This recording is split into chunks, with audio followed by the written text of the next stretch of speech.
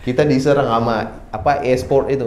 Nah, teman-teman e-sport itu luar biasa serangannya. Mereka nggak terima, itu diharamkan. Dan yang paling penting, sahabat Perkusi Aceh, 10% dari hasil penjualan kaos dakwah ini akan kita bagikan kepada sahabat-sahabat kita yang kurang mampu di luar sana. Ilmu tanyo benar, amai tanyo benar, kure tanyo benar, ngak selamat dunia akhirat. Bismillahirrahmanirrahim. Assalamualaikum warahmatullahi wabarakatuh. Alhamdulillahilladzi khalaqal mauta wal hayata liyabluwakum ayyukum ahsanu amala. Allahumma shalli wa sallim ala rasulillahi wa ala alihi wa sahbihi ajma'in. Pertama sekali, penghormatan saya kepada Ustadz Dr. Nur Khalis Mukhtar. Beliau adalah adinda saya. Ya, nggak jelas kan? Nggak jaleh. Kami bahasa Jamek biasa. Adinda saya dan guru saya, karena hampir setiap video beliau itu saya tonton. Terima kasih Dinda yang sudah memvideokan beliau juga. Saya sering nonton juga di iNews TV beliau karena rutin. Kalau pagi-pagi seperti ini, saya sebelum ke kantor sambil makan nasi dan nonton ceramah di iNews TV, beliau yang isi. Nah, selalu saya tonton Ustaz. Barakallah. Mudah-mudahan Allah beri berkah pada usia beliau dan kebaikan bagi kita semua. Baik, pertama tentu juga saya mengucapkan terima kasih kepada Tajul yang sudah memberikan kesempatan kepada saya. Alhamdulillah kita bertemu di satu momen ya. Jarang-jarang, saya biasa mandu orang nih, hari ini saya dipandu. Insya Allah. Terima kasih juga Rida. Kemudian juga teman-teman yang lain. Saya panggil teman-teman ya, karena mungkin wajahnya masih hampir sebaya lah. Menolak tua ya.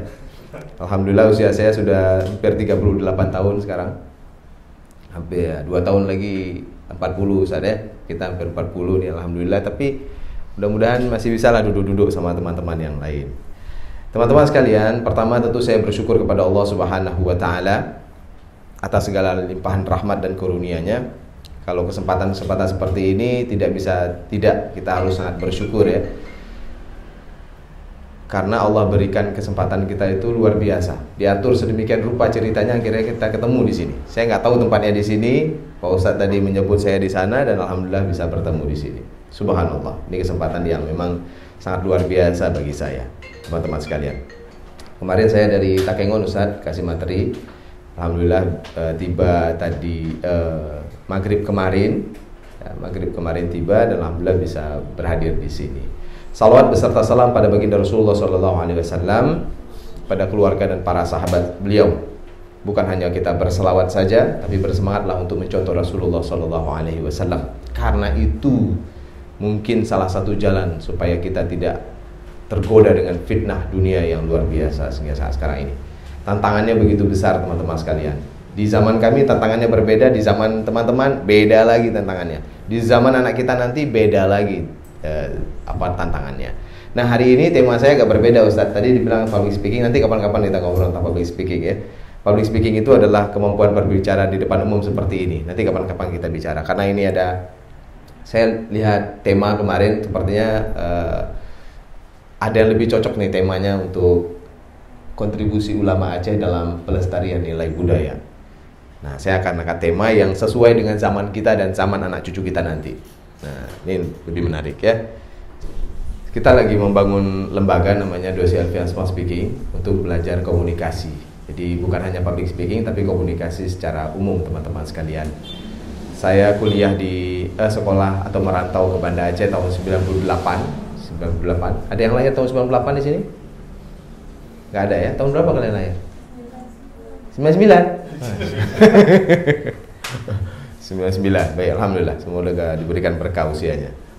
98 saya di sini. Waktu itu konflik teman-teman. Ini orang Aceh asli semuanya?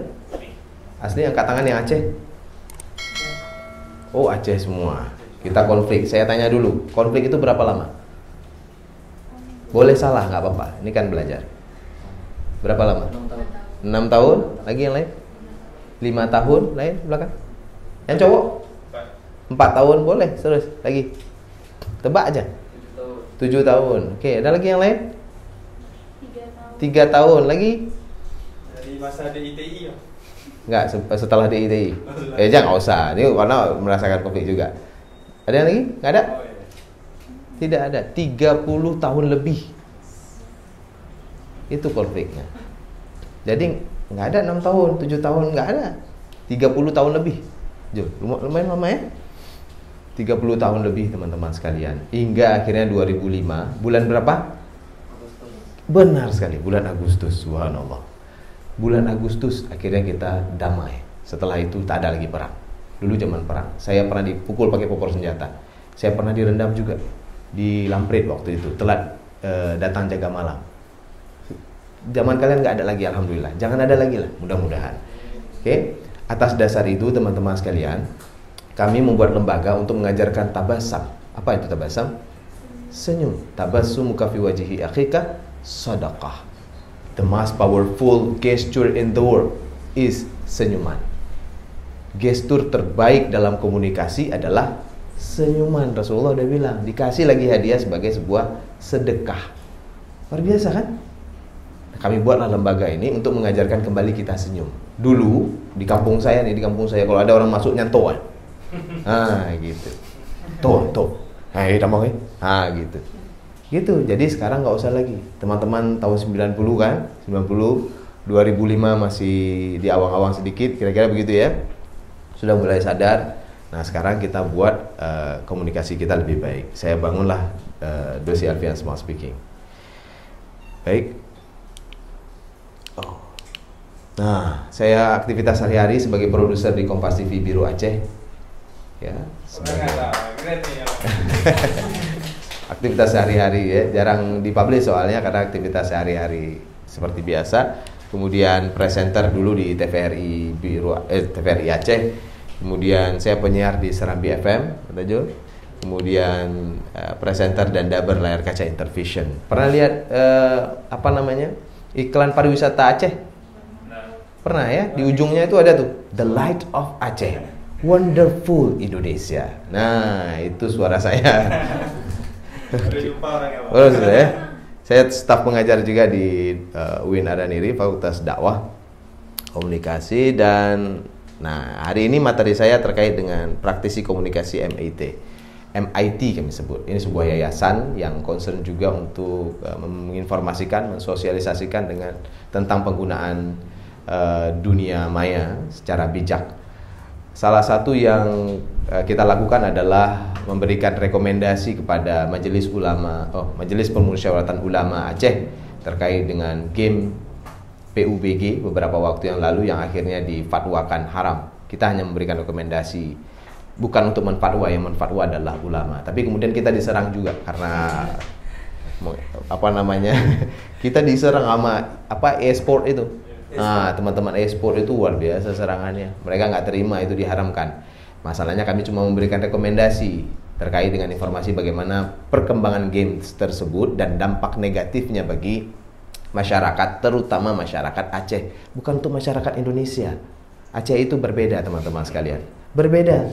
Yang pasalnya itu sesuai dengan Piagam Jakarta. Yang silanya itu sesuai dengan Piagam Jakarta. Pancasilanya itu di mana? Cuma di Aceh. Pelaksanaan syariat Islam bagi pemeluk-pemeluknya. Itu dia, nanti baca Piagam Jakarta masih hafal. Nah, ingat lagi ya, itu basic dari Pancasila dulu. Akhirnya dihapus satu, diganti dengan ketuhanan yang Maha Esa. Oke, yang melaksanakan itu siapa? Aceh. Nah, kami kemudian memberikan rekomendasi terkait dengan perkembangan game tersebut, teman-teman sekalian. Game PUBG akhirnya difatwakan haram, walaupun masih banyak juga yang mainin. Ini sekarang ada Hik Domino. Ya kan, Hik Domino ya namanya itu ya. Yang sedekah-sedekah itu. Ada tahu nggak? Yang cewek-cewek tahu nggak yang ini Hik Domino? Nggak tahu ya? Syukurlah, alhamdulillah. Karena di sana ada sedekah. Mereka bagi chip yang kemudian bandarnya dicambuk. Kemarin kita liput di Aceh Besar itu dicambuk gara-gara jual chip. Haram memang jual chip itu untuk judi. Nah, chip itu kalau kita bagi itu katanya sedekah. Bahasanya sedekah di aplikasi itu. Nanti buka aja. Teman-teman harus buka aja, jangan mainin gitu ya, supaya kita tahu apa tantangan kita sekarang. Mereka buatnya sedekah. Saya sakit hati, itu sedekah dia buat. Bagi sesuatu yang haram, itu dibuat sedekah. Baik, saya praktisi komunikasi MIT. Jadi kami memberikan informasi-informasi, salah satunya adalah praktisi komunikasi seperti kami di masyarakat informasi teknologi namanya. Teman-teman mau bergabung silakan nanti untuk memberikan informasi-informasi seperti ini. Baik, saya akan mulai terlebih dahulu teman-teman sekalian dengan menti.com. Oke, baik. Nah, teman-teman boleh masuk terlebih dahulu. Pakai smartphone ada? Ada bawa HP? Ada, keluarin HP dulu dong. www.menti.com. Ini kemudian gunakan kode, nanti diminta kode 45566042. Bisa teman-teman? Ada kendala? Bisa? Bisa? Ada pertanyaan, aktivitas apa yang paling sering Anda lakukan di internet? Boleh dijawab, silakan dijawab. Nggak usah khawatir teman-teman, ini nggak keluar nama. Jadi yang jawab nggak akan ada namanya, cuma kita perlu jawaban aja. Jadi jujur aja buatnya, ngapain gitu. Ya. Silakan. 45566042. Nah, Instagram, nulis, edit, nonton. Ya, boleh. Nggak ada nama, nggak usah khawatir teman-teman ya. Dengar dakwah UAS dan UAH. Oke, chatting. Lagi. Oke, nanti yang paling sering nonton, jualan. Jualan juga ada. Bisnis, mantap. Melihat postingan IG. Betul. Komunikasi di WA, benar. Mencari bahan kuliah, benar juga. Oke, isu terupdate. Ya. Mudah sekali survei sekarang ya. Gini aja langsung survei. Oke. Tutorial desain grafis. Nah, siapa tuh? Mantap. Beasiswa. Apa lagi? Dakwah TikTok juga deh. Dakwah TikTok mana? Ada ya? Ada jadi. Mana? Ada? Atau Yang warna biru. Warna biru Kiri bawah. kiri bawah. Nonton dakwah TikTok. Ya, udah mulai. Nggak apa-apa. Instagram. Ini yang paling besar nih. Kalau besar dia, teman-teman, yang paling besar berarti yang paling sering disebut. Ada lagi, Bes? Belum nih. Lanjut. Coba dulu. Nanti teman-teman kalau misalnya di seminar ramai orangnya mau survei sesuatu, pakai aja menti.com ini. Dia nanti masuk ke Mentimeter dulu. Mentimeter nanti kita akan buka gratis, nggak usah khawatir. Jadi bisa langsung, teman-teman ya. Oke, ada lagi banyak nih, udah kecil-kecil tulisannya. Mencari bahan kuliah, chatting, chat, nonton beasiswa, nonton Mak Betty, nonton podcast dan sebagainya, melihat postingan IG, jualan, chat WA, komunikasi di WA, bermain sosial media, mencari bahan kuliah. Oke, baik. Sudah habis sepertinya. Saya lanjut ke pertanyaan berikutnya. Oke, silakan diisi teman-teman. Apa manfaat internet menurut Anda? Sangat bagus. Sebutkan. Ya, betul bagus. Sebutkan manfaatnya apa. Banyak kawan, memberi banyak informasi, sangat bagus. Belajar. Oke, terus mempermudah urusan. Wah, selama ini sulit berarti ya. Oke, terus nggak usah khawatir, nggak ada nama di sini, jadi nggak bisa dijustifikasi. Oke, lagi lain? Jawab aja teman-teman, bebas. Apa yang teman-teman rasa biasanya? Banyak kawan, sangat bagus. Praktis, meringkas waktu. Wow, mantap. Oke, apalagi meringkas waktu. Fleksibel.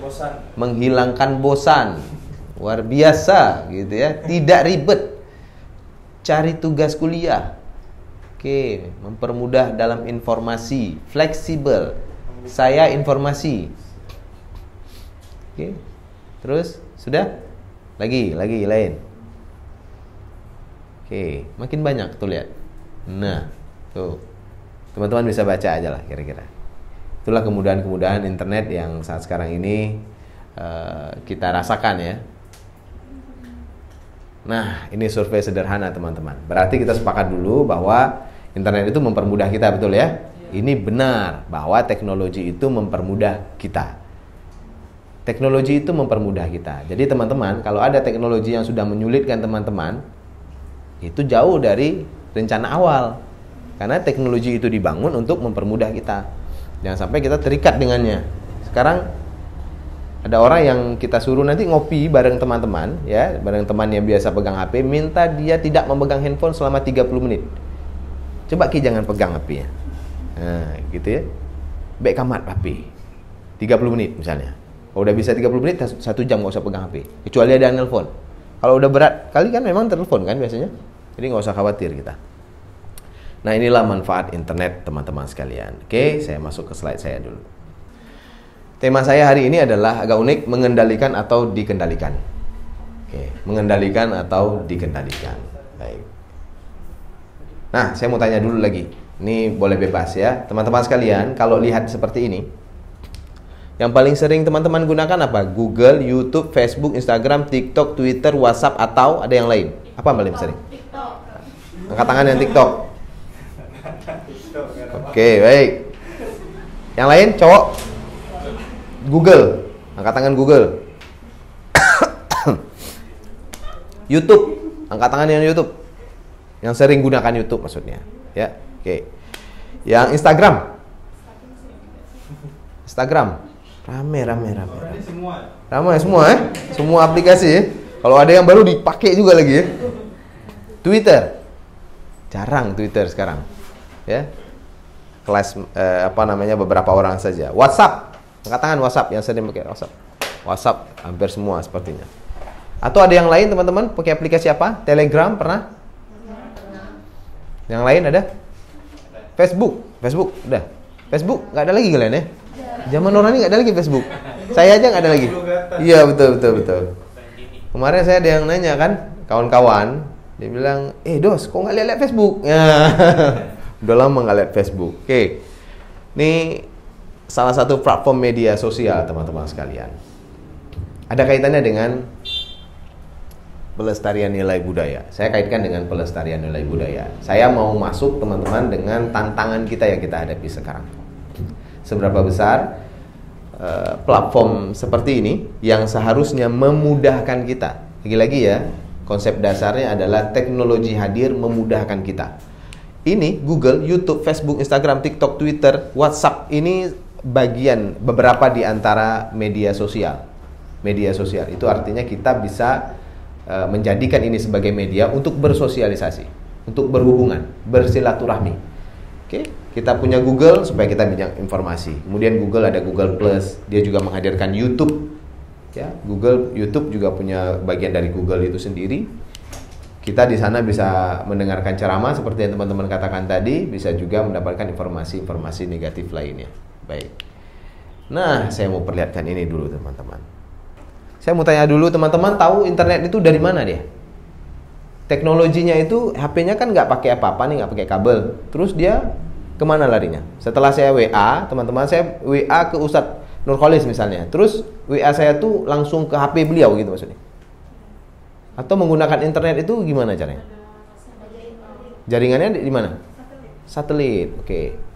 Terus dari satelit baru ke dari saya ke satelit, satelit ke saya. Oh, ke Ustadz Mukhtar gitu ya? Gitu ya, Ustadz Nurkholis ya? Gitu kan? Baik, nggak apa-apa, boleh salah ya. Nah, teman-teman bisa lihat nih bolanya. Ini tahu nggak ini apa? Ini bumi teman-teman. Terus ini ada, tahu apa ini? Pernah lihat nggak? Belum ya? Itu adalah kabel bawah laut namanya. Jadi teman-teman ini adalah ilustrasi asli dari jumlah kabel bawah laut yang hingga saat ini membaluti bumi. Jadi kondisinya sekarang itu sudah seperti ini bumi kita. Segila-gilanya manusia itu membuat kabel itu udah seperti ini. Ini kabel teman-teman. Nih kabel nih. Nah, ini Indonesia nih. Ini Indonesia. Di dekat Sabang itu ada kabel optik. Ini kabel optik namanya. Kabel optiknya besar sekali dengan kapasitas internet luar biasa. Luar biasa. Nah, ini kabelnya lihat. Sampai ke antariksa sudah dipasang semuanya kabel-kabel. Tuh. Kabel inilah yang menghubungkan internet teman-teman. Jadi tidak menggunakan satelit. Pakai apa? Pakai kabel bawah laut, kabel optik, karena kecepatannya luar biasa. Makanya ketika saya WA teman-teman, itu centang duanya cepat, gitu ya, langsung dibaca, langsung biru, gitu ya. Iya, karena menggunakan kabel bawah laut. WhatsApp itu kantornya di Amerika sana. Masuk dulu ke Amerika, Amerika kemari lagi.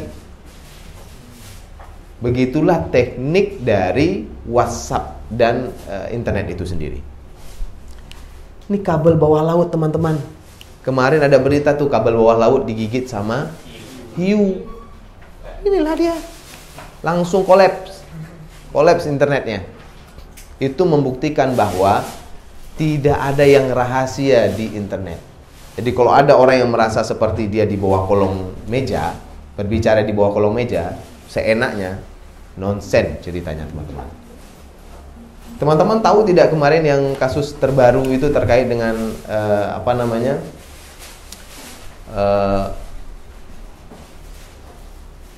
pembiayaan online itu, pinjol ilegal. Ya, lihat deh. Ada mahasiswa saya nggak langsung ngajarin beliau sebenarnya. Ada mahasiswa itu yang jadi korban pinjaman online itu sendiri. Pinjol itu sadis betul.